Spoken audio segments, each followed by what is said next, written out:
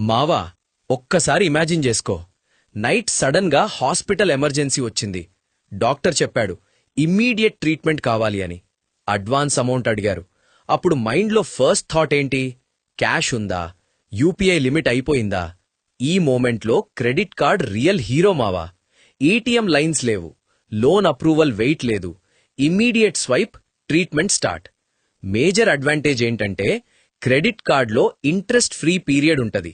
15 to 45 days వరకు time దొరుకుతుంది. ఈ గ్యాప్లో మనీ అరేంజ్ చేసుకోవచ్చు. ఇంకా స్ట్రాంగ్ పాయింట్ మావా, చాలా హాస్పిటల్స్లో నో కాస్ట్ ఈఎంఐ ఆప్షన్ కూడా ఉంటది.